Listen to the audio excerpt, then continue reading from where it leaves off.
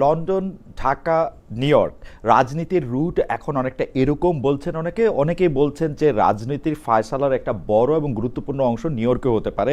BNP, জামাত, NCP নেতাদের সঙ্গে নিয়ে অন্তর্বর্তী সরকার প্রধান ডক্টর মোহাম্মদ ইউনূস যে সফর করছেন, সেই সফরের মধ্যে আসলে তাদের সঙ্গে কি আলোচনা হচ্ছে সেই চোখ এখন সব দিকেই জুলাই সনদ, রাজনীতির বড় সিদ্ধান্তগুলি, নির্বাচন, এগুলি নিয়ে কথা বলার জন্যই হয়তো তারা একটি সময় খুঁজে নেবেন এরকম ভাবনা অনেকেরই। তবে এই রাজনৈতিক স্থিতিশীলতা আসবে কি আসবে না তা নিয়ে কথা বলার জন্য আমাদের সঙ্গে রয়েছেন জাহাঙ্গীরনগর বিশ্ববিদ্যালয়ের নৃবিজ্ঞান বিভাগের সহযোগী অধ্যাপক ডক্টর রেজানা করিম স্নিগ্ধা। ডক্টর স্নিগ্ধা, আপনাকে আমাদের অনুষ্ঠানে স্বাগত জানাই।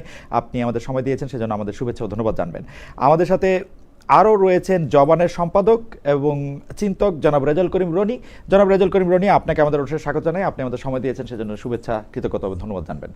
আমি ধন্যবাদ। আমি ডক্টর রেজানা করিম স্নিগ্ধা আপনার কাছে প্রথমে আসতে চাই যে একটু পুরনো প্রসঙ্গ থেকে শুরু করি। আজকের রাজনীতির প্রসঙ্গের থেকে আলাদা, জাকসু নির্বাচন আয়োজনে যে কমিশন, সেই কমিশনের আপনি সদস্য ছিলেন। ভোট গণনা চলছে, এমন সময় আপনি পদত্যাগ করেন। অনেকে বলে থাকেন ছাত্রদল যেমন ফলাফল অনুকূলে আসবে না বুঝে শেষ বিকালে ভোট বর্জন করে, আপনিও ছাত্রদল ও বিএনপির সঙ্গে সংহতি রেখে দায়িত্ব থেকে সরে যান। এই বিষয় নিয়ে আপনি কি বলবেন? আপনার পত্রে দলীয়করণ, প্রশাসনিক চাপ, নানা কিছুর কথা বলেছেন, কিন্তু ভোটে কারচুপি হয়েছে কিনা সেটা আমরা আসলে খুব বেশি পরিষ্কার হতে পারিনি। ডক্টর স্নিগ্ধা, আপনি আমাদের একটু এই ব্যাপারটা একটু খোলাসা বা ব্যাখ্যা করবেন কিনা? আচ্ছা, অনেক ধন্যবাদ খালেদ ভাই, আমার সহ-আলোচকের শুভেচ্ছা। প্রথম কথা হচ্ছে যে জাকসু ইলেকশনের ভিতরে কি হয়েছে না হয়েছে, এটা আমি মনে করি যারা এই ইলেকশনটা দূর থেকেও দেখেছেন বা কাছে থেকে দেখেছেন, সেটা একটা অনুমানযোগ্য। একটা ইলেকশনের গণনা কার্য যখন আপনার 33 ঘন্টা 40 ঘন্টা পেরিয়ে যায়, এটা তো স্বাভাবিক প্রক্রিয়া না মনে হয়, এটা যে কোনো মানুষের বোঝার কথা। ভেতরের অনেক অ্যানোমালিজ আছে। আমার বক্তব্য যেটা ছিল যে জাকসু ইলেকশনটা একটা বিশ্ববিদ্যালয়ে কেন্দ্রিকই সীমাবদ্ধ থাকার কথা। সেই ইলেকশনটাকে আপনি অতিমাত্রার রাজনীতিকীকরণ করা এবং সেটার সাথে এমন একটা জায়গায় নিয়ে যাওয়া, আপনি যদি একটু বলেনও যে এটা আসলে জাকসু থেকে খুব গুরুত্বপূর্ণ হয়ে গেল একটা পর্যায়ে, যে যখন আমার মনে হলো যে কিছু কিছু ধরেন অভিযোগও আছে, কিন্তু আমি ঠিক বুঝতে পারছি না যে সেটার সলিউশন হওয়ার কথা, নির্বাচন কমিশনের বসে একটা সিদ্ধান্ত নেওয়ার কথা, কিন্তু বিষয়গুলো ওগুলোর এই প্রসেসের মধ্যে যখন হচ্ছিল না, অথবা মনে হচ্ছিল যে কেবলই একটা সিগনেচারি পাওয়ার রেখে দেওয়া, অথবা কিছু বেনিফিট নেয়ার সুযোগ পাওয়া। বেনিফিট এই অর্থে বলছি যে ধরেন আমি যে একটা চাকরি করি, একটা একটা প্রশাসনিক ব্যবস্থাপনার একটা ভালো সম্পর্ক থাকে, প্রত্যেকের সাথে আমাদের প্রত্যেক একটা সম্পর্ক থাকে, তো সেই জায়গাটাতে ব্যাপারগুলো কি এরকমই হবে, নাকি কোনো না কোনো জায়গায় কিছু ইথিক্যাল দায়বদ্ধতাও তৈরি হয়? আমার স্টুডেন্টরা অভিযোগ করছে, আমার শিক্ষার্থীরা অভিযোগ করছে, আমার সহকর্মীরা অভিযোগ করছে। হতে পারে সে অভিযোগ সত্য অথবা মিথ্যা, কিন্তু সেটা তো একটা তদন্ত সাপেক্ষ ব্যাপার। একটা প্রক্রিয়ার মধ্যে দিয়ে আপনাকে আসতে হবে এবং আপনি এটা বলবেন। কিন্তু সেই ঘটনাটা কিরকম করে ঘটেছে কিনা, এই বিষয়গুলো খুব গুরুত্বপূর্ণ।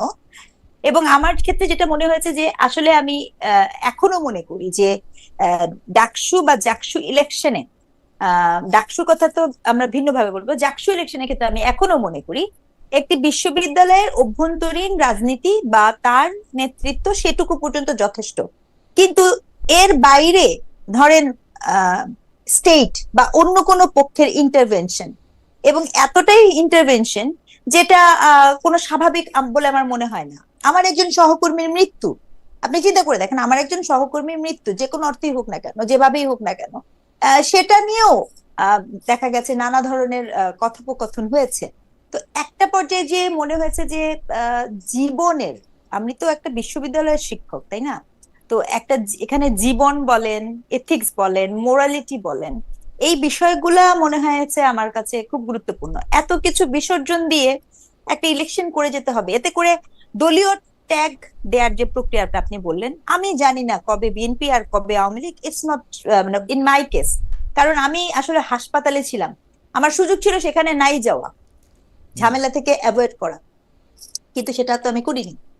তো কিছু কিছু জায়গা থাকা উচিত, আর অ্যানোমালিস তো প্রচুর আছে।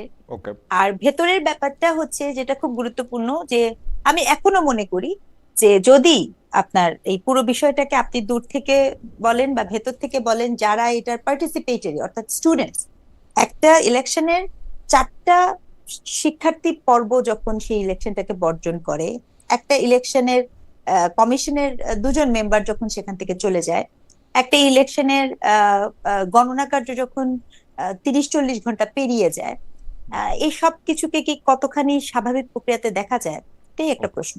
ওকে, ডক্টর সিংদা, আপনাকে ধন্যবাদ। আমি একটু জনাব রেজাউল করিম রনির কাছে আসি। জনাব রেজাউল করিম রনি, আমরাও আজকের আলোচনাটা শুরু করার আগে একটু আপনাকে নিয়ে একটু প্রশ্ন করতে চাই। আজকের অনুষ্ঠানে যখন আপনি আসবেন, আমরা যখন এই ঘোষণা দিয়েছি তখন বিভিন্ন মতামত এসেছে। এর মধ্যে একটি মতামত আমাদের একটু দৃষ্টি আকর্ষণ করেছেন। এটা হাওয়ার্ড টাইমস নামে একটা হাওয়ার্ড টাইমস, এই আইডিটা থেকে আমরা একটা মন্তব্য করা হয়েছে। রেজাউল করিম রনি, আমি কোট করছি, জনাব রনি আপনি একটু মন্তব্য করবেন যে রেজাউল করিম রনি বিএনপির পক্ষে ঘাপটি মেরে আছেন আসলে জামায়াতের হয়ে। আমরা কেন আপনাকে দাওয়াত করছি তার সমালোচনা করছেন তিনি। এখন আপনাকে আমরা দেখেছি যে আপনি সব সময় যদি আমি 7-8 বছরের কথাও বলি, আমি গত 7-8 বছর ধরে আপনি দীর্ঘদিন যাদেরকে আমরা ইসলামপন্থী বলছি তাদের রাজনৈতিক অধিকার নিয়ে আপনি সোচ্চার। আপনি একই সঙ্গে জামাতে ইসলামীকেও খুব নিষ্ঠুর এবং নির্দয়ভাবে সমালোচনাও করে থাকেন। আপনার অবস্থানটা নিয়ে যে এই কৌতূহল, সেইটা নিয়ে আমাদের আরেকটু পরিষ্কার করবেন কিনা। আপনি কি আসলে বিএনপির পারপাস সার্ভ করছেন, জামায়াতের পারপাস সার্ভ করছেন, বা আপনার রাজনৈতিক মতাদর্শটা যদি একটু বলেন, জনাব রেজাউল করিম রনি। জি ধন্যবাদ। যে যেখান থেকে আমাদের শুনছেন সবাইকে আমার সালাম এবং কৃতজ্ঞতা। এবং সবচেয়ে বিরক্তিকর কাজ হইলো নিজের পজিশন ব্যাখ্যা করা, যেহেতু আমি একজন রাইটার থিঙ্কার। আমি সকালে বিএনপি, বিকালে আপনার জামাত, রাতে এনসিপি, হ্যাঁ আবার কোনো দলই না, এরকম হইতে পারে। দেখেন বেসিক্যালি আমি আমার যে ধারণাটা আমি বলতে চাই এখানে আমার পজিশনের ব্যাপারে, সেটা হলো আমি সবসময় ফোকাস রাখি পলিটিক্সটা কে করতেছে প্রপারলি, বাংলাদেশের স্বার্থকে প্রাধান্য দিয়ে এখানে পলিটিক্সটা কে করতেছে আমি তার আলোকে কথাবার্তা বলি, আমি দলের আলোকে কথাবার্তা বলি না।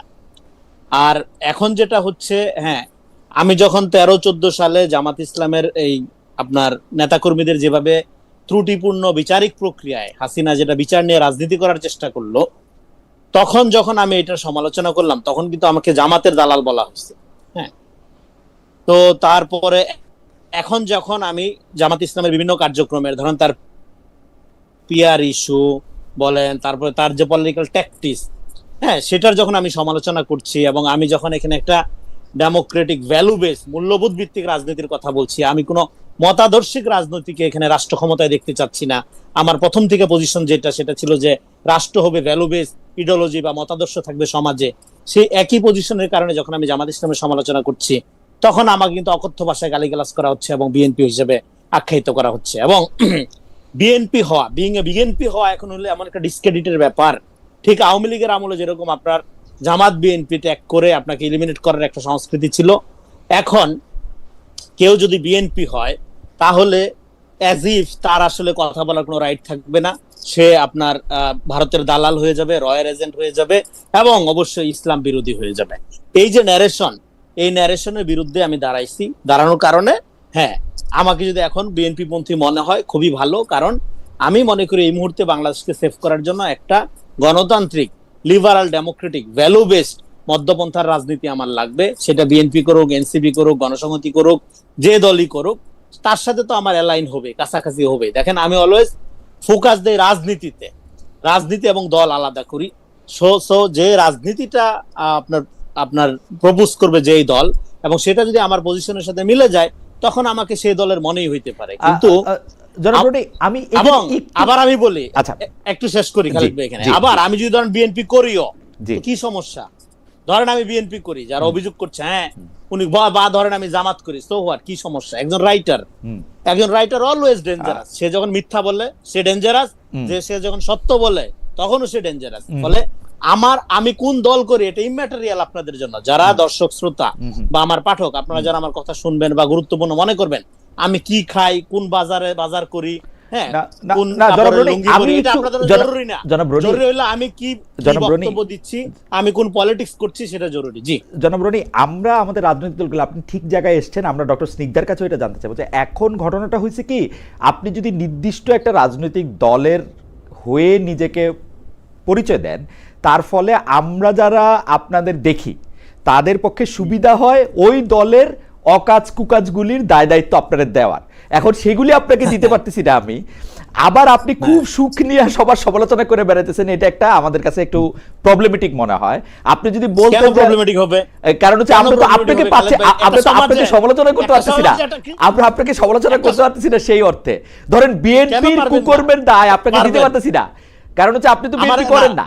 আবার জামাতের কুকর্মের দায় আপনাকে দিতে পারতেছি না, আপনি জামাত করেন না বইলে আপনি এবার বলতেছেন। আবার আপনি যদি ভিতরে ভিতরে করেন সেইটা আবার একটু প্রবলেমেটিক মনে হয় আর কি। মানে আমি ওই জায়গা থেকে বললাম, আমার কাছে মনে হয় না রনি আপনি কিন্তু ভিতরে ভিতরে করার কিছু নাই। আমি আপনাকে বলি, এই আবার একটা খুবই ভালো প্রশ্ন করছেন।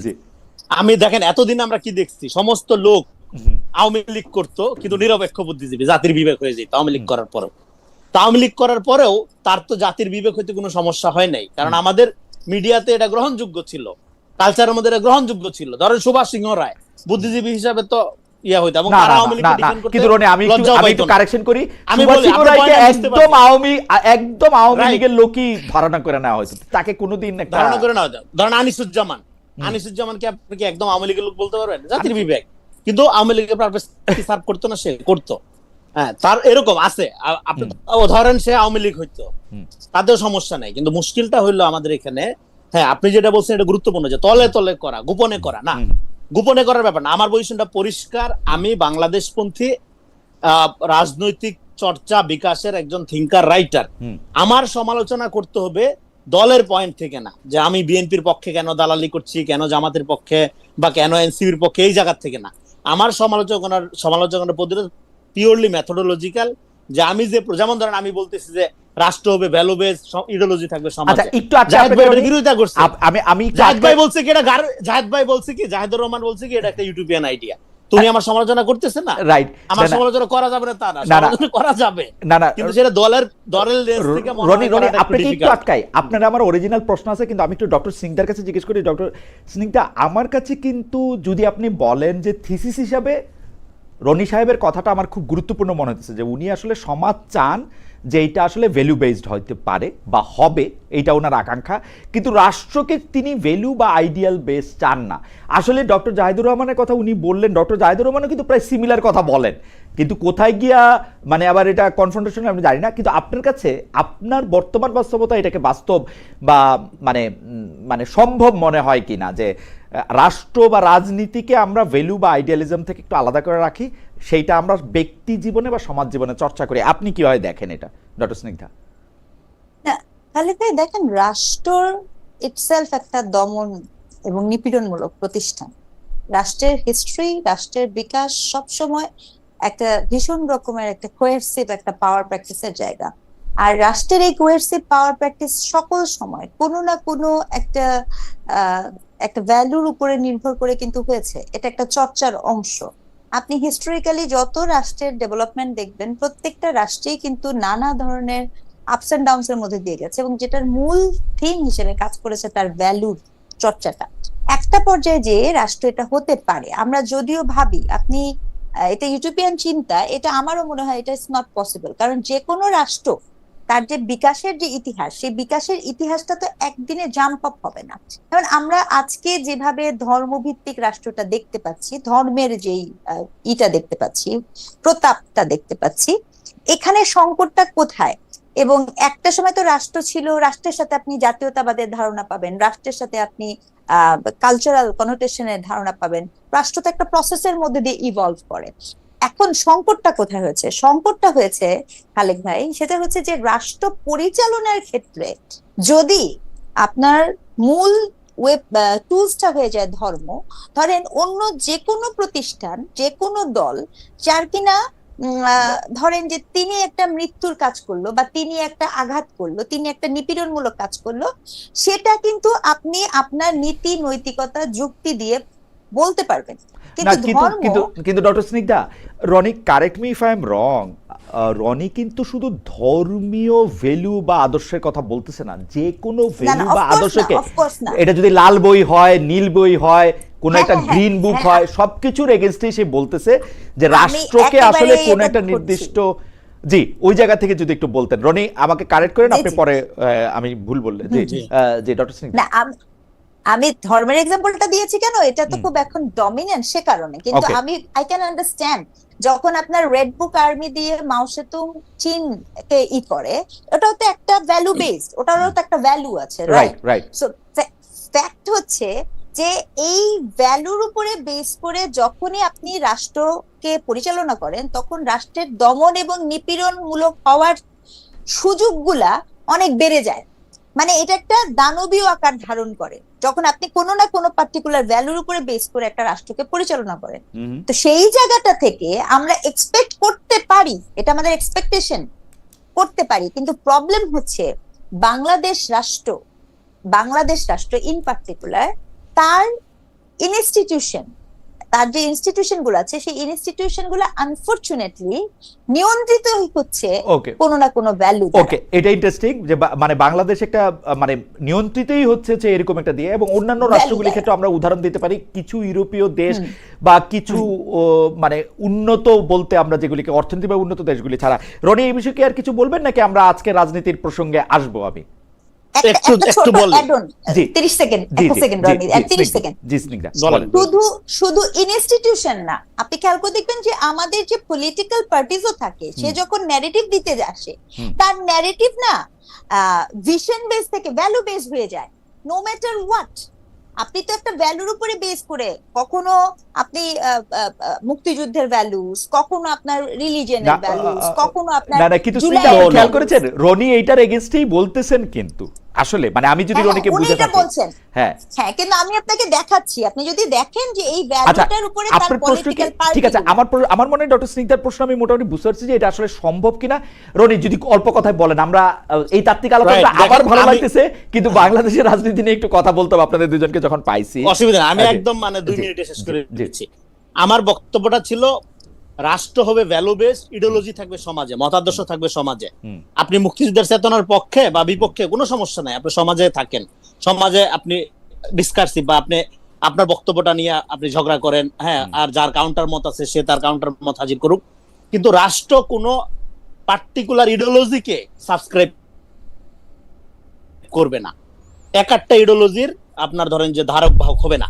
রাষ্ট্র যেটা করবে ভ্যালু প্লুরালিজম করবে, তার কাছে ধরেন হিন্দু মুসলিম খ্রিস্টান সবার ভ্যালুটাই সংরক্ষিত থাকবে, হ্যাঁ, এবং সে জিজ্ঞেস করবে না তুমি মুক্তিযুদ্ধের পক্ষে না বিপক্ষে, রাষ্ট্র জিজ্ঞেস করবে তুমি তোমার অধিকার ঠিক মতো পাচ্ছ কি পাচ্ছ না, তুমি তোমার চিকিৎসা পাচ্ছ, স্বাস্থ্য সেবা ঠিক আছে তোমার, আমি তোমাকে আর কিভাবে সার্ভিস দিতে পারি, আর কিভাবে তোমার সুবিধা আমি দিতে পারি। কিন্তু আমাদের এখানে যেটা হচ্ছে, কিন্তু রনি আমি একটু মাঝখানে একটু জানতে চাই যে ধরেন রাষ্ট্র একটা আমরা মানে একটা নির্দিষ্ট দলকে বা একটা নির্দিষ্ট মতাদর্শকে মনে করলো এটা রাষ্ট্রের জন্য কল্যাণকর না বা রাষ্ট্রের জন্য মানে থ্রেটেনিং, তখন রাষ্ট্র তো ওইটা দিয়েই আসলে পরিচালিত হবে, এটা থেকে সে বাইর হবে কেমনে?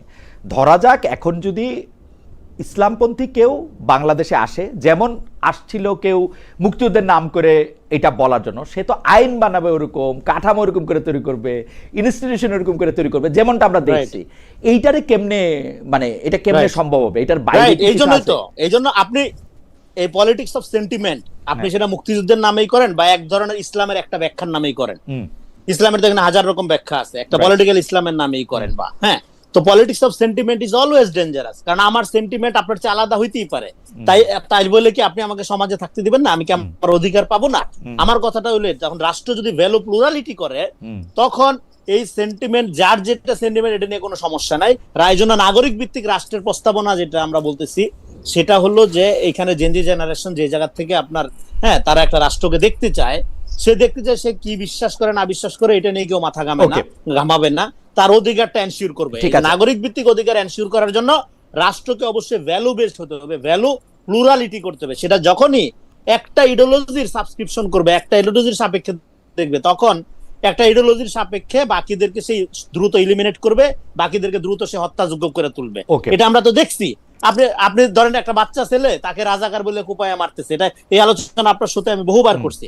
ফলে আমি এটা নতুন কোনো কথা বলতেছি না। ইজায়া বার্লিন, হ্যাঁ, বিখ্যাত থিঙ্কার, আপনার ব্রিটিশ থিঙ্কার, সে বারবার বলছে যে আচ্ছা ভ্যালু প্লুরালিটি যদি রাষ্ট্র না করতে পারে তখন সমস্যা হয়। এটা আমি নতুন কোনো কথা বলছি না, পৃথিবীতে বহু লোকে এই কথা বলে গেছে। কেন আমি শুধু বাংলাদেশের প্রেক্ষাপটে এটা আর্টিকুলেট করার চেষ্টা করতেছি যে আমাদের নাগরিক ভিত্তিক একটা রাষ্ট্রের জন্য রাষ্ট্রকে একটা মাত্র মতাদর্শিক বা ক্যাডার ভিত্তিক সংগঠনের বা একটা দলের যদি মানে প্রপার্টি বানান তাহলে স্টেট এটা হলো পার্টিজান, মানে দর্শকদের জন্য আমি বলতেছি যে বিখ্যাত কমিউনিস্ট নেতাও বলছিলেন যে শত ফুল ফুটতে দাও, তো এখন শত ফুল ফুটতে দাও বইলা ওইটারে সামনে রাইখা সেই ফুলগুলি খালি একটা বাগানে চাষ করা হবে কিনা সেটা প্রশ্ন। কিন্তু আমরা এই তাত্ত্বিক আলোচনা থেকে, ক্লাসরুম আলোচনা থেকে আমরা একটু বর্তমানের দুনিয়াতে ফিরে আসি। একই প্রশ্ন ডক্টর স্নিগ্ধা আপনার জন্য, কিন্তু আমি একটু রনিকে দিয়ে শুরু করতে চাই। জনাব রনি, প্রশ্নটা দুইটা বিষয় আছে। একটা হচ্ছে যে গত বছর ডক্টর মোহাম্মদ ইউনূস যখন জাতিসংঘের সম্মেলনে এসেছিলেন তখন বলা হয়েছিল যে তিনি 7 জন সফরসঙ্গী নিয়ে এসেছেন, এবার আসছেন 107 জন। আমরা এরকম একটা জায়গা থেকে মানে এটাকে কিভাবে আমরা এটা ব্যাখ্যা করব বা এটাকে ভালো বা খারাপ, গত বছর যেটাকে নিয়ে আসলে অনেক পয়েন্ট নিতে দেখা গেছে, এইবারই এইটার একটা উল্টা দিক করা, এটা আসলে ঠিক হয়েছে কিনা। দ্বিতীয় কথা হচ্ছে যে ডক্টর ইউনূস এমন একটা অবস্থান দেখাচ্ছেন যে গত 7-8 মাস ধরে আমরা এটা দেখতেছি যে কোনো একটা বিষয় নিয়ে বিএনপি, জামাত বা এনসিপিকে যুক্ত করলেই পলিটিক্যাল সমস্যা বা পলিটিক্যাল ধারণাগুলিকে অ্যাড্রেস করা যাবে। কিন্তু কেউ কেউ বলতেছেন যে এইটার ফলে জনাব মাহমুদুর রহমান মান্না, জনাব চরমনাইর পীর সাহেব, জনাব আন্দালি পার্থ, জনাব জোনায়েদ সাকি, জনাব নুরুল হক নূরকে এক ধরনের অবহেলা করা হচ্ছে বা তাদেরকে আদার করে ফেলা হচ্ছে। আপনারা এই ব্যাপার দুইটা কিভাবে দেখেন? একটা হচ্ছে যে 7 বনাম 107, আরেকটা হচ্ছে যে শুধু জামাত, বিএনপি, এনসিপি দিয়ে আসলে রাজনৈতিক সমস্যাগুলি অ্যাড্রেস করা সম্ভব কিনা। জনাব রনি আগে, তারপর আমরা স্নিগ্ধাকেও শুনবো। জি আচ্ছা, দেখেন এইটা আমাদের বাংলাদেশ, আমাদের একটা রাষ্ট্রকে আমরা যেভাবে দেখি, রাষ্ট্রকে এই জন্য একটা ইম্পার্সোনাল প্রপার্টি আকারে দেখা উচিত। আমরা সবসময় রাষ্ট্রকে একটা পার্সোনাল এন্টিটি আকারে দেখি। দেখার পরে এবার ওই পার্সনের সাথে আমি যদি সম্পর্কিত হইতে পারি কোনোভাবে, আমি যদি কোনোভাবে ইউনিট সেন্টারের কাছাকাছি হইতে পারি, আমি যদি কোনোভাবে একটু চট্টগ্রামের কাছাকাছি হইতে পারি বা চট্টগ্রামে হইতে পারি, তাহলে আমি নিজেকে এম্পাওয়ার মনে করি। এভাবে পার্সোনালি দেখার কারণে আমার মনে হয় যে যেটা গত বছর 7 ছিল, এটা আজকে যে এই বছরে আসলে 107 হয়ে গেল, ভেরি আনফরচুনেট। একটা গরিব দেশ, সে দেশের সরকারি এই যে মজমাস্তি যদি আপনি দেখেন, লজ্জাজনক। যে দেশের মানুষ এখনো আপনার তার খাবারের প্লেটে খাবার হিসাব করে, আপনার বাজার হিসাব করে খায়, তাকে তার নিউট্রিশন কম্প্রোমাইজ করতে হয়। সে দেশে সরকারি অফিসগুলোতে বা কর্মচারী দায়িত্ব যারা থাকবেন, তারা যখন এরকম ফুটানি করে বিভিন্ন বিষয়, শুধু বিদেশ সফর না, বিভিন্ন বিষয়, এটা খুবই আনফরচুনেট। ফলে এই জন্যই তো বলি, ক্ষমতার সাথে জনগণের কোনো সম্পর্ক তৈরি হয়নি। জনগণের সম্পর্ক তৈরি হইলে এটা তো লজ্জার ব্যাপার। আপনার গত বছর যদি 7 জনে কাজ চলে, এখন কেন 107 জন যাইতে হবে? এটা মিনিমাম আত্মসম্মান বোধের ব্যাপার। আপনি যে রাষ্ট্রের টাকা খরচ করতেছেন, হ্যাঁ, আপনি এবং খরচ করতে পারা যাওয়াটাকে আপনি যে সম্মানের ব্যাপার মনে করেন, এটা টোটালি ফ্যানাটিসিজম, এটা টোটালি পপুলিজম। এটা কিছু লোকদেরকে, যে সমস্ত লোকদেরকে নিয়ে যাচ্ছে, ধরেন 107 জন, এরা কি ভ্যালু এড করবে বাংলাদেশের কি 2 পয়সার উপকার হবে এই আমাদের এই অর্থ অপচয় করা ছাড়া? রাষ্ট্রীয়, সেটা 1 টাকা হোক বা 1000 কোটি টাকা হোক, 1 টাকা আপনি এখানে, আমি কি বলবো, যে আপনি রাষ্ট্রকে সার্ভ করার অনুপযুক্ত একটা লোক। গরিব মানুষের একটা দেশ, সে দেশের রাজনৈতিক দায়িত্বে যারা থাকবে, রাষ্ট্রের দায়িত্ব যারা থাকবে, তাদেরকে জনগণের কাতারে আইসা আচরণ করতে হবে। হ্যাঁ, অবশ্যই সে যাবে বিদেশে প্রয়োজনে, কিন্তু সেই বিদেশে যাওয়ার ব্যাপারটার মধ্যে যদি এই বিলাসিতা এবং জনগণকে বঞ্চিত করার ব্যাপারটা মানে স্পষ্ট ফুটে ওঠে, সেই সফরের তো কোনো মর্ম থাকে না। ধরেন অনেক ভালো জ্ঞানই নিয়ে আসতেন আপনি, আমি তো দেখতেছি যে ভাই এটা 107 জনের বহন নিয়ে একটা প্রমোদ ভ্রমণে যাচ্ছেন আপনি, হ্যাঁ, তো ফলে ওইখানে তো আমি ট্রাস্ট করতে পারবো না আপনাকে। বলে এই যে পুরা রাজনৈতিক প্রক্রিয়ার মধ্যে জনগণকে বিচ্ছিন্ন করার যে প্রক্রিয়া, তার লক্ষণগুলোর এইটা একটা লক্ষণ হিসেবে আপনি পাঠ করতে পারেন। এগুলো একটা দিক। আরেকটা দিক হলো এই সরকার যেভাবে কাজ করতেছে জোড়াতালি দিয়ে, অ্যাডক ভিত্তিতে, যে অমুককে নিলাম, তমুকরে নিলাম না, এই ধরনের সিলেক্টিভ আপনার ধরেন যে প্রায়োরিটি। আমি একটু যোগ করি, কালকে মার্কিন যুক্তরাষ্ট্রের ব্যবসায়ী প্রতিনিধি দলের সাথে বৈঠকে ডক্টর মোহাম্মদ ইউনূস কিন্তু এই 3 দলের রাজনৈতিক নেতাদেরকে সামনে রেখে বলছেন যে আমরা হচ্ছে গভর্নমেন্ট ইন অ্যাকশন, এরা হচ্ছেন গভর্নমেন্ট ইন ওয়েটিং। মানে আমার যতদূর ইংরেজিটা মনে আছে আর কি, উনারা এই মুহূর্তের গভর্নমেন্ট, এরা হচ্ছে তার পরবর্তী। ডক্টর ইউনূসের কথাবার্তা তো মানে ধরেন খুবই ভালো, মানে উনি মোটিভেশনাল স্পিকার হিসেবে খুবই ভালো, কিন্তু রাষ্ট্রটা 1 বছরের জন্য চালাইলো, হ্যাঁ, মানে কি আর বলবো। যাই হোক, তো আপনার তো মোটিভেশন খুবই ভালো, কথাবার্তা তো খুবই ভালো বলে, তো সেই কথাবার্তার অনেক ভিজিটও উনি পায়। কিন্তু কথা হলো যে গভর্নমেন্ট ইন ওয়েটিং, হ্যাঁ, তো হ্যাঁ, ডেফিনেটলি ওয়েটিং কিনা এটা এখনই বলার দরকার কি? আপনি জনগণকে ডিসাইড করতে দেন, হ্যাঁ। তো এখন ঠিক আছে, ওকে, তারা যদি গভর্নমেন্ট ইন ওয়েটিং ও হয়, তো এখন আপনি তাদেরকে নিয়ে আইসা, আমি মনে করি এই সফরে কোনো রাজনৈতিক নেতাকে নেওয়ার কোনো দরকার ছিল না। গভর্নমেন্ট ইন ওয়েটিং, সে তো এখন গভর্নমেন্টের পার্ট না, তার আগেই আপনি তারা নিচ্ছেন কেন?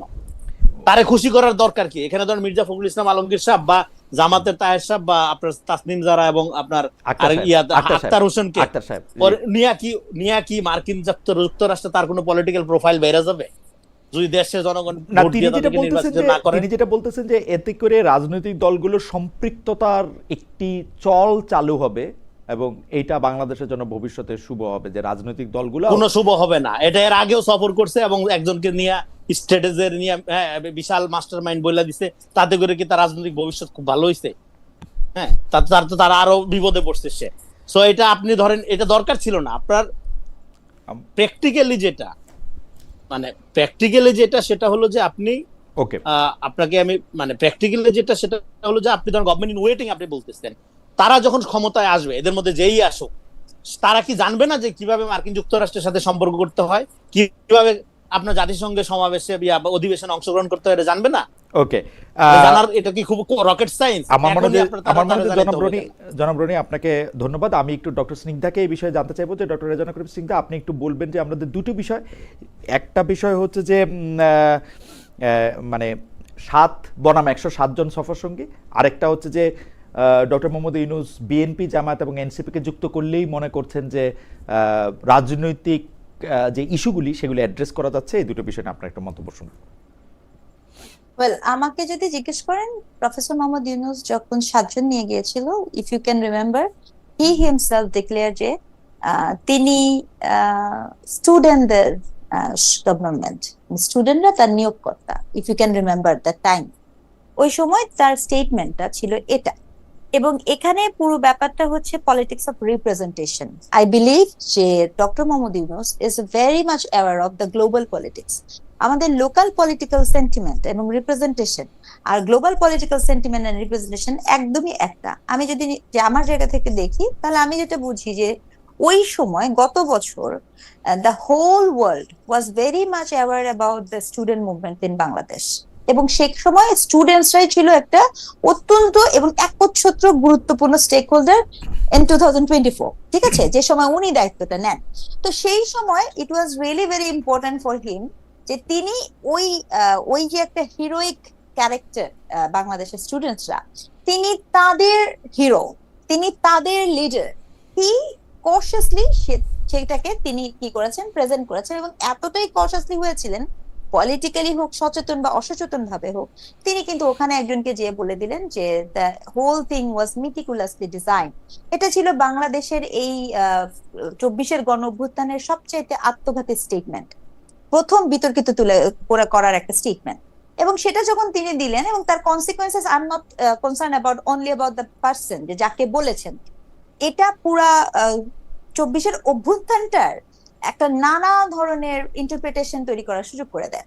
তো এখানে আমি যেটা বুঝি যে 2024 সালে বাংলাদেশ বহির্বিশ্বের কাছে ভেরি মাচ টু দ্য পয়েন্টে ছিল হচ্ছে আপনার স্টুডেন্ট ওরিয়েন্টেড।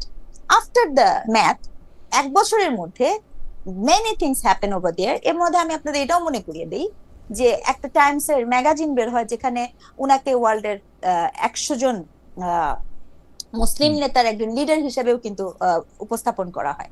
সো এগুলো কিন্তু একজন আপনি যখন গ্লোবাল ওয়ার্ল্ডে দেখবেন, গ্লোবাল ফ্রেমে যখন আমি দেখব, তখন যে প্রফেসর মোহাম্মদ ইউনূস, আমি এটা খুব স্ট্রংলি মনে করি যে তাকে হি ওয়াজ ভেরি মাচ কনসার্ন এবং অ্যাওয়ার অফ যে গ্লোবাল যে পলিটিক্স আছে এবং রিপ্রেজেন্টেশন আছে, সেটার যে কনসিকুয়েন্সেস, যে হোয়াট ইজ নেক্সট, এক্ষেত্রে উনি খুবই সচেতন, উনি অভ্যন্তরীণের যেটাই হোক না কেন।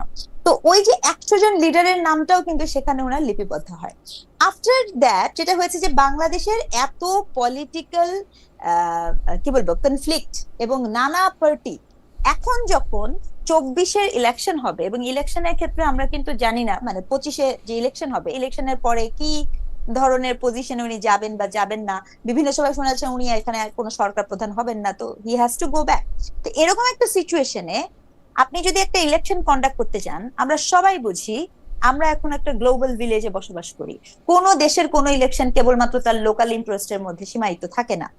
অ্যাট দ্যাট মোমেন্ট এগেইন ওই ইন্টারন্যাশনাল অডিয়েন্সের কাছে এটা বোঝানো খুব জরুরি হয়ে যায় যে আমার সকল পলিটিক্যাল পার্টি আমার ইউনো তারা ওবিডেন্ট বা আমার অবলাইজড, ঠিক আছে, এটা প্রকাশ করা খুব জরুরি হয়ে যায়। অর্থাৎ ইউ স্টার্টেড টু নো যে how you proceed for your next movement. তো সেই জায়গাটাতে আমি খুবই ডিসঅ্যাপয়েন্ট হয়েছি, I am sorry but I must say, আমি খুবই ডিসঅ্যাপয়েন্ট হয়েছি যখন আমি দেখেছি যে মির্জা ফখরুল ইসলাম আলমগীরের মতো একজন সিনিয়র লিডার ওনার সফর সঙ্গী হয়েছে। আই ডোন্ট আন্ডারস্ট্যান্ড কেন, কি কারণে, এবং এটা রিজনিং কি ছিল, এটা বিএনপি ভালো বলতে পারবে। বিকজ আপনার দেশে নির্বাচনের ট্রেন চলে গেছে, আপনার এত কাজ আছে, সেখানে আপনি বিএনপির মহাসচিব, ওই অর্থে বলতে গেলে সেকেন্ড ম্যান বা থার্ড ম্যান, মানে খুব গুরুত্বপূর্ণ পজিশন, সেখানেও যদি পাঠাতেই হয় সেখানে আরো অনেক কে পাঠানো যেতে পারতো, কিন্তু কেন পাঠিয়েছে? আমার কাছে মনে হচ্ছে এটা বিএনপির দূরদর্শিতার অভাব, ভিশনের অভাব, অথবা আমার মনে হয় এই জায়গা। ডক্টর স্নিগ্ধা, আপনি শুধু আলোচনাটা এটাতে একটু, এই প্রসঙ্গটাও আপনাদের দুজনের জন্যই, কিন্তু আপনি প্রথমে একটু বলে আমরা একটু জনাব রনিকে শুনবো, তারপর আপনার বলার থাকলে আপনি আবার একটু বলবেন। যে গতকাল আমি জনাব মির্জা ফখরুল ইসলাম আলমগীর একটা ইন্টারভিউ করেছিলাম, সেখানে তিনি বলেছেন ফেব্রুয়ারিতে জাতীয় নির্বাচন নিয়ে কোনো বাধা নাই, কিন্তু আমি গতকাল জামায়াতে ইসলামীর যে নায়েবে আমির ডক্টর তাহের, তাকেও ইন্টারভিউ করেছিলাম, তিনি কিন্তু বলেছেন যে না, কিছু মেঘ এখনো আছে। আর শাপলা প্রতীক না পেয়ে এনসিপি নেতা জনাব সার্জিস আলম বলেছেন সাংবাদিকদের শাপলা প্রতীক না পেলে নির্বাচন কিভাবে হয় দেখে নেব। আমরা তিন নেতার কথা শোনো, আমি কালকে আসলে নিউ ইয়র্কে জনাব আক্তার ছিলেন, তাসনিম যারা ছিলেন, তাদেরকেও আমি ইন্টারভিউর চেষ্টা করেছিলাম, কিন্তু তারা আমাকে আসলে সময় দিতে পারেন নাই, তো সেই জন্য তাদের মতামত আমি সরাসরি জানতে পারিনি। কিন্তু জনাব সার্জিস আলমের মতামত আমি জানতে পারছি যে নির্বাচন শাপলা প্রতীক ছাড়া কিভাবে হয় তা তিনি দেখে নেবেন। মির্জা ফখরুল ইসলাম আলমগীর বলছেন যথাসময়ে সুন্দর মতো ইলেকশন হবে। জনাব তাহের বলছেন কিছু মেঘ এখনো আছে আকাশে। আপনার মন্তব্য শুনতে চাই জনাব রেজাউল করিম রনি, আপনারও মতামত আপনি শুরু করেন ডক্টর স্নিগ্ধা। আচ্ছা, আমার বক্তব্যটা হচ্ছে, দেখেন মির্জা ফখরুল ইসলাম আলমগীর, উনার এটা বলারই কথা, যতই মেঘ থাকুক উনি এটাই বলবেন, because BNP has got a vibe, এবং তারা মনে করে যে এই মুহূর্তে পলিটিক্যাল অ্যাটমসফিয়ার নাই বা সমস্যা আছে, এটা বলা ইটসেলফ তাদের জন্য, তাদের পলিটিক্যাল স্টেপিং স্টোনের জন্য খুবই ডিফিকাল্ট, এবং এটা প্রবলেম তৈরি করবে। এই জন্য উনি এই মন্তব্য দিয়েছেন বলে আমি স্ট্রংলি মনে করি। তাহের সাহেব, এখানে আরেকটা বিষয় হয়তো বা আপনার আসবে, যে মব দঙ্গল বা ডিম নিয়ে যেটা হয়েছে, যদি এটা নিয়ে আমি একটু পরে কথা বলবো হয়তো বা, কিন্তু এখানে জামাতের নেতা তাহের সাহেব উনি যেটা কথা বলেছেন, যেহেতু উনি মাঠে আছেন, উনি পিআর পদ্ধতি, উনার দল একটা বিষয় বলছে, একই সাথে জুলাই সনদ, সেটাও একটা খুব গুরুত্বপূর্ণ ইস্যু হওয়ার কথা ছিল। খুবই দুঃখজনক, এনসিপি নেতা সার্জিস আলম তিনি যে টোনে, এই যে দেখেন যে কিভাবে হয় দেখে নেব, এই যে দেখে নেব, এটা নেতৃত্ব সুলভ না, এটা ভীষণ রকমের সন্ত্রাসী। কিন্তু ডক্টর স্নিগ্ধা, আমরা যাদেরকে নেতা হিসেবে এতদিন দেখে আসছি, তাদের তো তারা নেতৃত্ব সুলভ কথা ঠিকই বলেছেন, কিন্তু কাজকর্ম তো নেতৃত্ব সুলভ করেন নাই, মানে সেটাও তো। আচ্ছা, কিন্তু আমি আপনাকে মনে করে দিতে চাচ্ছি, যাদেরকে আপনারা দেখে আসছেন তারা কিন্তু কখনো নয়া বন্দোবস্তের ন্যারেটিভ নিয়ে সামনে আসে নাই। এই গ্রুপ অফ পিপল কিন্তু নয়া বন্দোবস্তের ন্যারেটিভ সামনে নিয়ে আসছিল, কাজেই তাদের এই প্যাটার্নকে যদি আমরা এভাবে দেখি তাহলে সেটা খুবই দুঃখজনক, এবং যে কারণে এনসিপি আজকে একটা হতাশার নাম হয়ে দাঁড়িয়েছে। এই বিষয়গুলো, এই যে ছোট ছোট ক্ষুদ্র ক্ষুদ্র ভুল, এটা আসলে কোনোভাবেই কামনীয় না। কাউকে দেখে নেওয়া কোনো নেতৃত্ব সুলভ আচরণ না, কাউকে দেখে নেওয়া একটা হুমকি সুলভ এবং থ্রেটেনিং একটা। আর জামায়াত ইসলামের নেতা যে মনে করছেন কিছু মেঘ এখনো আছে, সেটা নিয়ে আপনি কি মনে? জামাত ইসলামের নেতা তিনি বলেছেন, দেখেন আমি জামাতকে বেরিয়ে কি বলবো, তারা অনেক সুন্দর মিষ্টি মিষ্টি কথা বলা শিখেছেন, and I really do appreciate it. আকাশে অনেক মেঘ জমেছে, মেঘ কেটে গেলে আবার বৃষ্টি হলে পরে সবকিছু ঠিক হয়ে যাবে, যদি সুবিধা মতো সবকিছু আমার হয়। এটাই তাদের পলিটিক্যাল স্ট্যান্ড, কারণ এটাই বোঝা যাচ্ছে, কারণ উনিই তো বলছেন, ওনারা কিন্তু এরকম কিছু বলেননি যে যদি এটা না হয় তাহলে আমরা যাব না, আমরা করব না।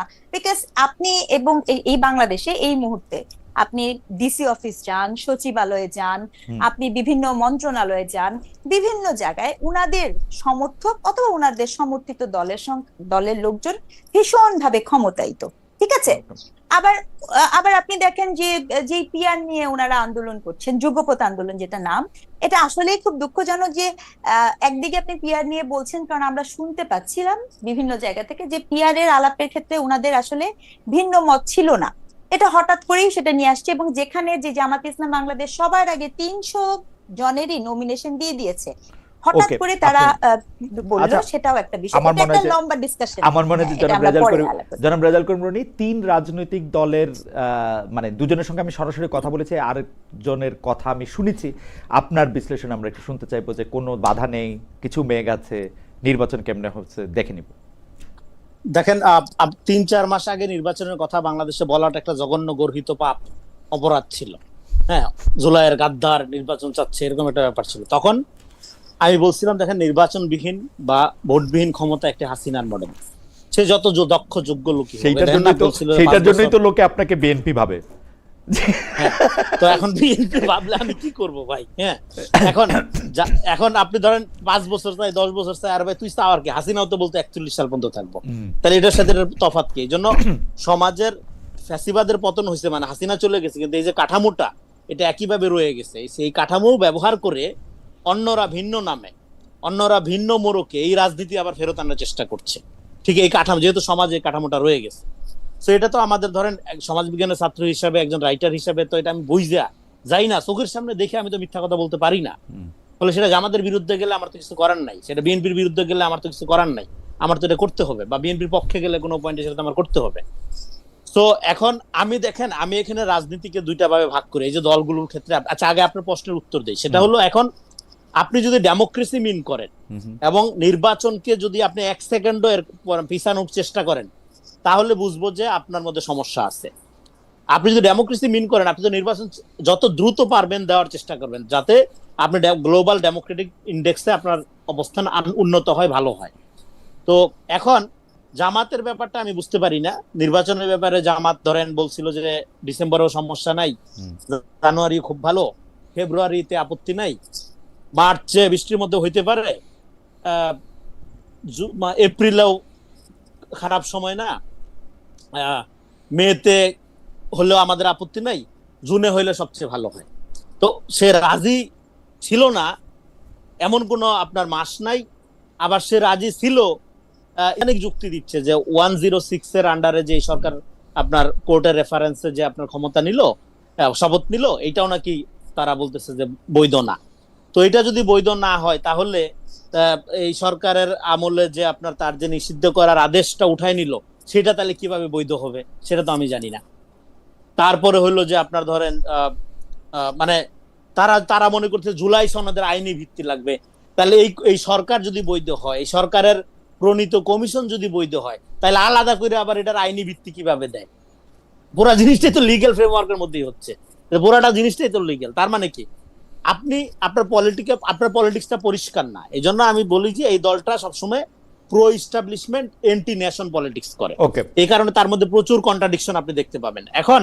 আর এনসিবির ক্ষেত্রে, এনসিবি যখন সার্জিস আলম যখন বলতেছে যে নির্বাচন কিভাবে হয় আমি দেখে নিব, তখন যেটা হয়, এখানে যে রাজনীতির মধ্যে একটা ফতেল্লা গুলেন মডেল চলতেছে, চালাকি, যে আপনি বিভিন্ন দোকান খুলবেন, হ্যাঁ, কোকা কোলার মতো কোক খান, পেপসি খান, ফান্ডা খান, যাই খান, অসুবিধা নাই, সব মূলধন আমার এখানে এসে চলবে, এই সন্দেহ ঘনীভূত হয়। হ্যাঁ, আমি এটা আর বিস্তারিত ব্যাখ্যা করছি না, আপনি বুঝতে পারছেন, তো দর্শকরা বুঝতে পারছে। ফলে আমাদের এখানে যেটা হচ্ছে, আমার কনসার্নটা হলো ক্ষমতার সাথে জনগণের সম্পর্ক কায়েম করতে হবে। আপনি ধৈর্যই নিচ্ছেন জনগণ আপনাকে ম্যান্ডেট দিচ্ছে, আপনি ধৈর্যই নিচ্ছেন অভ্যুত্থানই আপনার ম্যান্ডেট। নো, অভ্যুত্থান আপনার ম্যান্ডেট না। যে কারণে রাজনীতির ব্যাপারে জামাতের পজিশন একরকম, বিএনপির পজিশন একরকম, এনসিবির পজিশন একরকম, কিন্তু প্রত্যেকে আবার অভ্যুত্থানের ফোর্স। ফলে আপনার কন্ট্রাডিকশন তো এটাই। আমার এই লজিক যদি আপনি দেখেন, আমার এই যুক্তিটা যদি আপনি শুধু মনোযোগ দিয়ে শোনেন, আপনি যে ধরে নিচ্ছেন এই অভ্যুত্থান আপনার ম্যান্ডেট, কিভাবে ম্যান্ডেট? তাহলে তিন দলের 3 রকম পজিশন কেন? অন্য দলের কথা বাদই দিলাম, বড় 3টার কথাই যদি বলি, তার মানে এটাকে ম্যান্ডেট ধরে নেওয়া, এটা হাসিনা যেরকম ধরে নিত সে যা করবে গণতন্ত্র, একই ব্যাপার। এটাকে আপনি ম্যান্ডেট ধরে নিতে, রিয়েলি ম্যান্ডেটের জন্য জনগণের কাছে যাইতে হবে আপনার।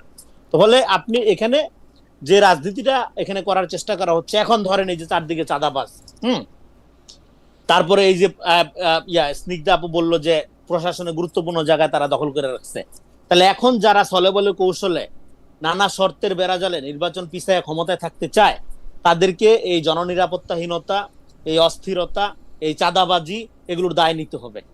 এখন তাহলে ধরেন নতুন করে যদি নির্বাচন হয়, নির্বাচন হওয়ার পর নতুন সরকার আসে, তাহলে এই যে যারা এখন চাঁদাবাজি করতেছে, বিভিন্ন জায়গা দখল করতেছে, ক্ষমতার মধ্যে আছে, তারা তো এই সুবিধাটা পাবে না। বলে তাহলে তারাই নির্বাচন চায় না যারা এখন চাঁদাবাজিতে মগ্ন, এটা যেই দলই হোক সেটা। আমি তো এই লজিক খেলতেই পারি এখন, তাই না? তাহলে না ঠিক আছে, আপনার লজিক ঠিক আছে। আমি একটু দর্শকদের মতামত দেখছিলাম, আমার পরবর্তী প্রসঙ্গে যাওয়ার আগে একটু দর্শকদের মতামত পড়ি। শিরিনা আক্তার তিনি বলছেন, হায় আল্লাহ খালেদ, এখন কথা বের হয় না, হাসনা তার সার্জিসের অনুমতি নিয়ে লোক ডাকতে হয়। এম ইব্রাহিমকে উনি বলছেন, উনি বেশ কয়েকটা মতামত পাঠিয়েছেন, আমি দুটি পড়ি। খালেদ ভাই, আওয়ামী লীগের নেতারা আপনার প্রোগ্রামে আসতে ভয় পেত, কিন্তু এখন আর কেউ ভয় পায় না, কারণটা বলবেন কি? তিনি আরও বলেছেন, খালেদ ভাই, আওয়ামী লীগের আমলে আপনাকে খুব বেয়াদব মনে হতো, কিন্তু এখন আর মনে হচ্ছে না, কারণটা বলবেন কি? আমি কারণ জানি না ভাই, আপনি কারণ বলতে পারবেন। আর মোহাম্মদ হাবিবুর রহমান উনি বলছেন, বড় ভাই দুজনেই বিএনপি পন্থী বুদ্ধিজীবী। যাই হোক, খুবই ভালো ভালো মতামত আসছে। আমি একটু পরবর্তী প্রসঙ্গে যাই। এইটা আমি রনি আপনার কাছ থেকে প্রসঙ্গটা শুরু করতে চাই, স্নিগ্ধা আপনার পরে এই ব্যাপারটা নিয়ে একটু আলোকপাত করবেন। সেটা হচ্ছে যে অনেকেই বলতেছেন, বিশেষ করে ডাকসু আর জাকসু হওয়ার পরে বিএনপি যে একটু ডান ধারার মধ্যপন্থা ছেড়ে মানে বাম ধারার মধ্যপন্থায় হেঁটেছিল, মানে সেইটা মুক্তিযুদ্ধ নিয়ে বা অন্যান্য অনেক বিষয় নিয়ে তাদের মতামতের ক্ষেত্রে তাদের নেতাদের কথা যেটা প্রতিফলিত হইতেছিল সেটা ফেল করছে। আপনার কাছেও সেরকম মনে হয় কিনা? এবং সেই ক্ষেত্রে বিএনপির জন্য রাইট পথ এখন আরেকটু ডানে ঘেঁষে যাওয়া ঠিক হবে কিনা? অর্থাৎ বিএনপির উপরে সবচেয়ে বড় যে অভিযোগটা লাগানো হয়েছিল যে বিএনপি আওয়ামী লীগের ভাষায় কথা বলতেছে, এইটাকে আপনারা আসলে কিভাবে বিশ্লেষণ করেন? আমি প্রথমে একটু রনিকে শুনবো। রনি, একটু অল্প কথা বললে ভালো হয়, কারণ আরো কয়েকটা প্রসঙ্গ আছে। আমি আসলে টাইম ম্যানেজমেন্টে ফেল করছি। আমি একদম দ্রুত যাচ্ছি। আমি প্রথম কথা হলো, এখানে যেটা বলা হচ্ছে, দেখেন, বিএনপি পন্থী বুদ্ধিজীবী অমুককে এই যে ট্যাগিংটা করা, আপনার এখন এখানে এমন একটা পরিবেশ তৈরি হয়েছে যে আপনি নীরব থাকতে পারবেন না, জামাতের সমালোচনা করতে পারবেন না, শুধুমাত্র জামাতের প্রশংসা করতে হবে। প্রশংসা করলে আপনি নিরপেক্ষ, আপনি ঠিক আছেন। এই যে ফ্যানাটিসিজম, এই যে পপুলিজম তৈরি করা হয়েছে, এটা ফ্যাসিবাদের প্রথম লক্ষণ, প্রাইমারি লক্ষণ। এটা যদি এখনই যদি আমরা এটা ব্যাপারে ক্রিটিক্যাল না হই, সমালোচনা না করি, এটা যখন এটা একদম আওয়ামী লীগের চেয়ে ডেঞ্জারাস জায়গায় চলে যাবে।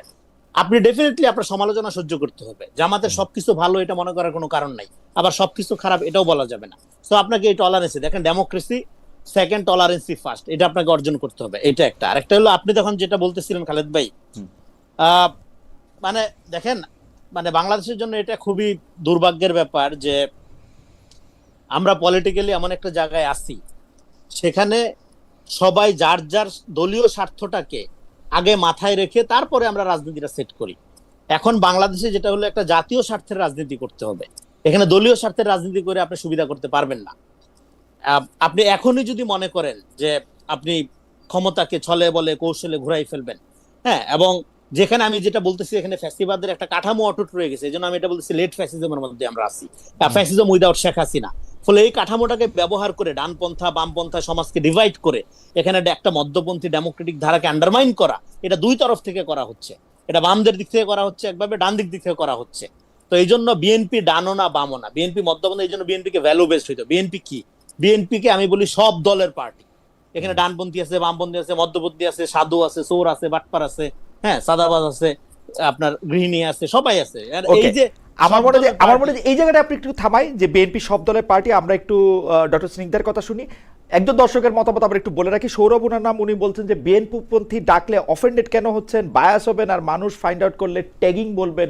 রনি, এটা আপনি পরে জামাতপন্থী তো বলেন নাই কখনো খালেদ ভাই। আমি বলি, যখন আমি জামাতের পক্ষে কথা বলতাম তখন আপনারা তো আমাকে জামাতপন্থী বলেন নাই। কেউ কেউ হয়তো শুধু আওয়ামী লীগ বলছে জামাতপন্থী, আওয়ামী লীগ বলছে জামাত। আচ্ছা, ঠিক আছে, আওয়ামী লীগ বলছে জামাতপন্থী এবং অকথ্য ভাষায় গালাগালি করছে। আমি খালেদ ভাই এখানে শেষ করে দেই, একটা সেকেন্ড একটা সময় দেই।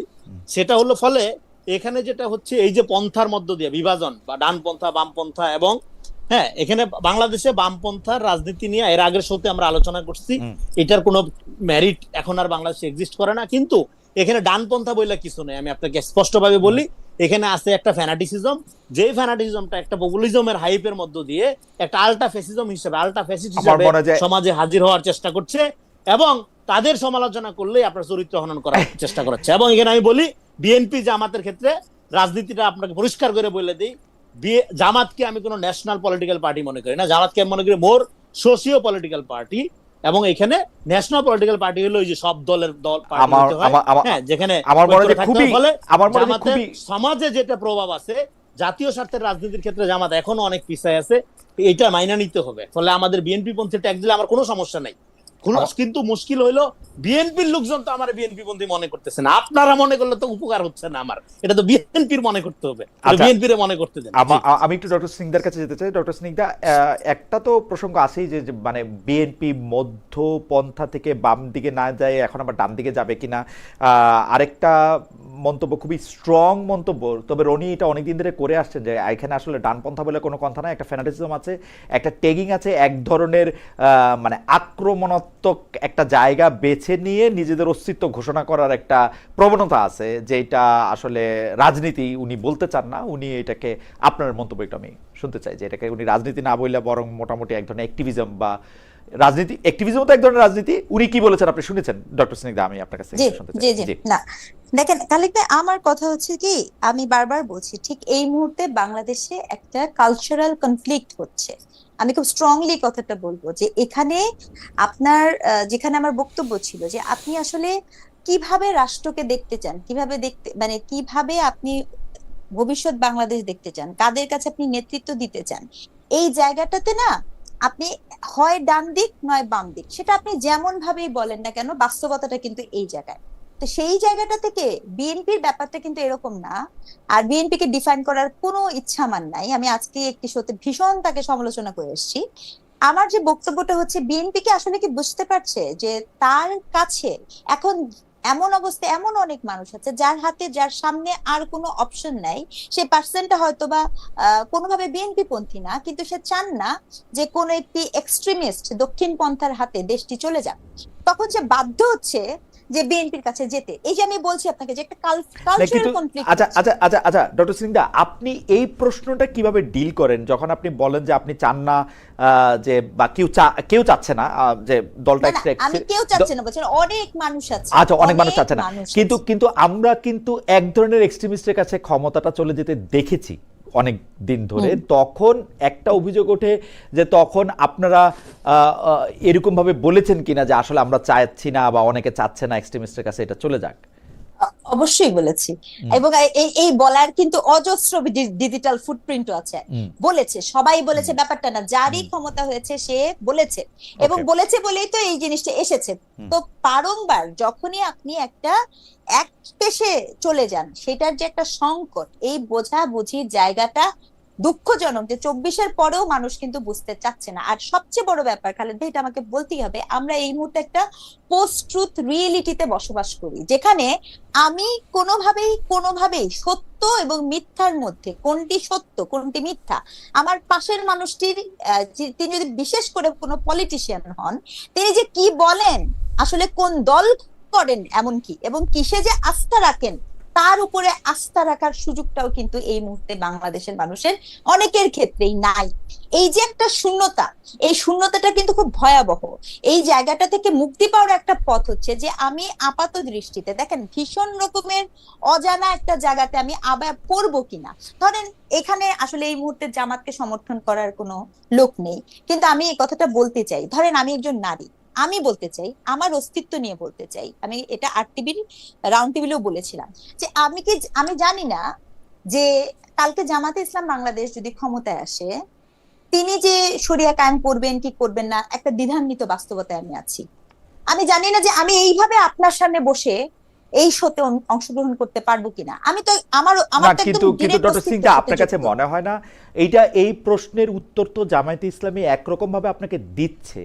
কারণ হচ্ছে ডাকসু এবং জাকসুতে তারা যেভাবে ক্যাম্পেইন করেছে, তাদের সমর্থিত দল যেভাবে ক্যাম্পেইন করেছে, সেইভাবে তারা যাদেরকে সাথে নিয়ে ক্যাম্পেইন করেছে, যাতে নিয়ে প্রতিযোগিতা করেছে, তাদের কেউ তো আপনার মতো করে টেলিভিশনে আসতে তারা দ্বিধা করে নাই।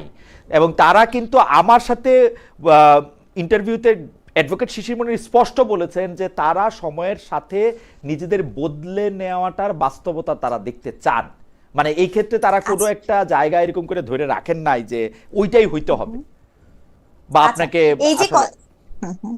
না না, দেখেন এইটা আপনি বলছেন যে এটাই আমি বলছি, আপনি বলছেন আপনার সাথে নিজে অ্যাডভোকেট শেষেমনি আপনাকে এটা এবং আমরা বলেছে। আমরা আপ- আপনি যদি আমার শোর কথা বাদও দেন, আমরা পুরো ডাকসুর ক্যাম্পেইনে কিন্তু জামায়াতে ইসলামীকে আপনি যেভাবে দেখছেন তার অন্য রকমটা আমরা দেখতেছি। ওর ছেলে মেয়েরা একসাথে আন্দোলন এখন মানে এখন ক্যাম্পেইন খালেদ ভাই করতেছে, আপনার তারা আপনার ভোট আপনার চাইতেছে, কথা বলতেছে, কোনো আমি জি। এখন মনে করেন আপনার ডাকসুর ক্যাম্পেইনে আপনি ছেলেপেলেকে কিভাবে দেখেছেন এটা আপনি বলছেন, হুম, আমার ডাকসুর ক্যাম্পেইনে আমি তো এভাবে দেখিনি। হুম, একদম স্পষ্ট তো, আমার জাকসুর ক্যাম্পেইনে তো আমি এইভাবে দেখতে পাইনি, এক ওকে। নাম্বার।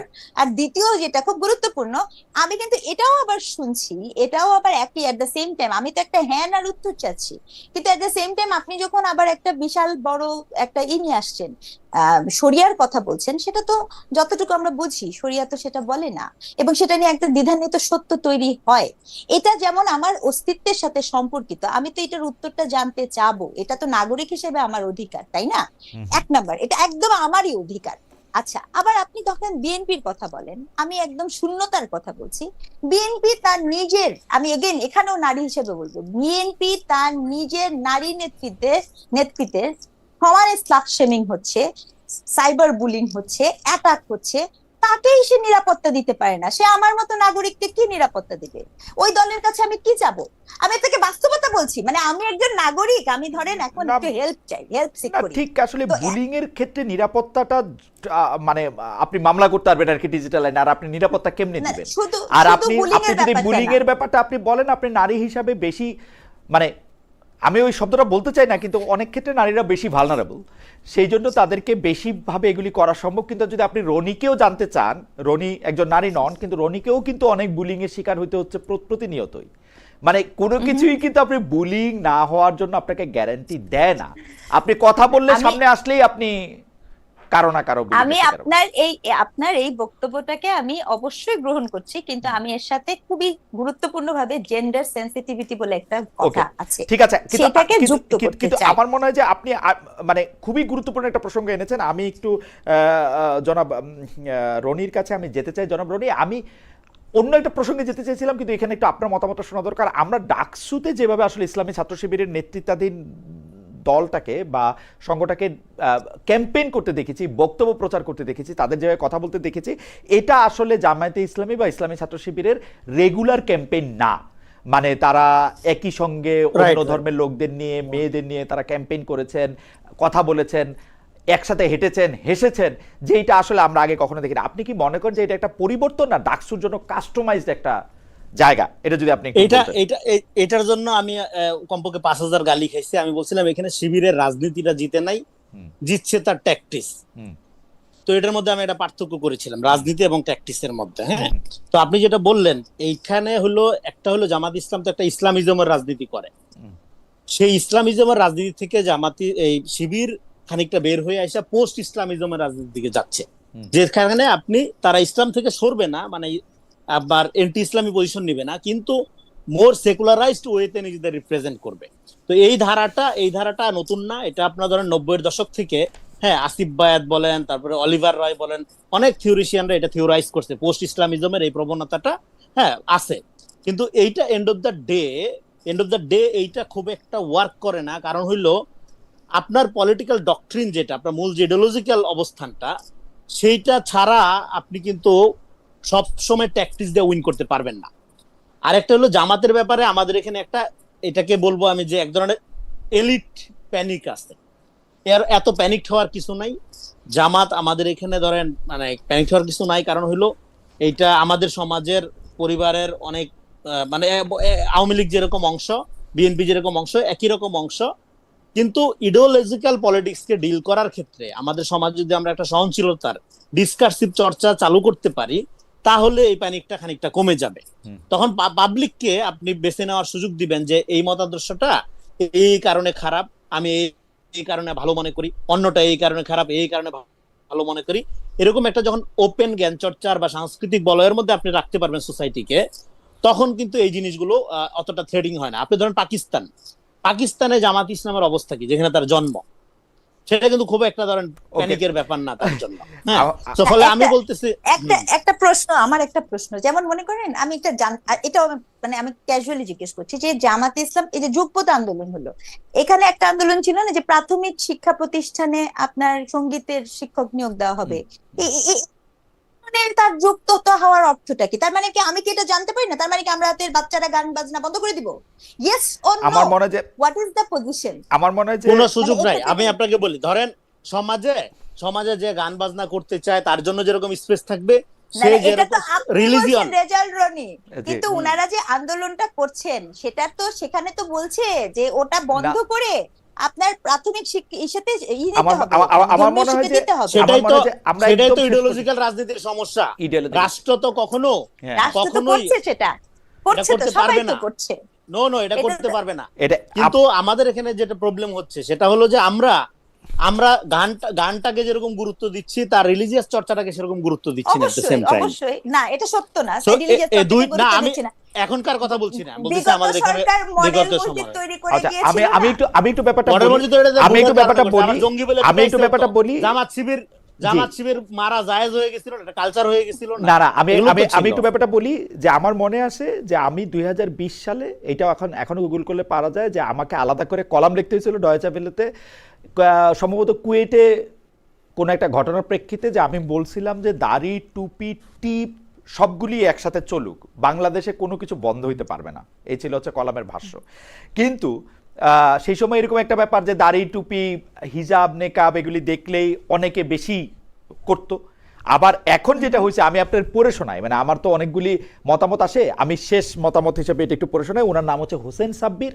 উনি অনেকবার একই মেসেজ দিয়েছেন। রনি শুনতে পাচ্ছেন মনে হয়, আশা করছি ডক্টর সিংজাও নিশ্চয়ই শুনতে পাচ্ছেন। হোসেন সাব্বিরকে কোট করছি: খালিদ সাহেব, এমন সুশীলতার আড়ালে নাস্তিকতা না করে ইসলামের পথে আসুন। আর ইদানিং শুধু নাস্তিক নিয়ে আসতেছেন আপনার এখানে, আজও 2 নাস্তিক নিয়ে আসছেন। জামায়াত নিয়ে প্রশ্ন করেন, জামায়াতে ইসলামের লোকজন কেন নেই?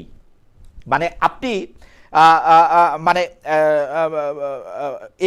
এই মেসেজটা উনি অন্ততপক্ষে আমি জানি না কয়বার, মানে উনি উনি উনি উনি উনি উনি মনেই করতেছেন যে এই মেসেজটা আমার শোনা দরকার।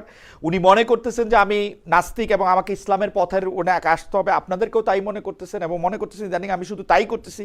জামায়াত নিয়ে প্রশ্ন করছেন, জামাতের লোক নাই কেন সেই প্রশ্নও করতেছেন। যাই হোক, আমার কিছু বলার নাই। আমি একটু বলি, এক সেকেন্ড বলি, 10 সেকেন্ড বলে যদি শেষ করেন। জি রনি, যদি শেষ করেন। সেটা হলো উনি যে ফান্ডামেন্টাল যে মিস্টেকটা করছেন, উনি মনে করছেন কেউ জামাতের বিরুদ্ধে বলা মানে ইসলামের বিরুদ্ধে বলতেছে। জামাত এখানে একমাত্র ইসলামের প্রতিনিধি না, এটা আপনাদের বুঝতে হবে। এখানে ইসলামের আরো অনেক ঘরানা আছে, আরো অনেক স্কুল অফ থট আছে।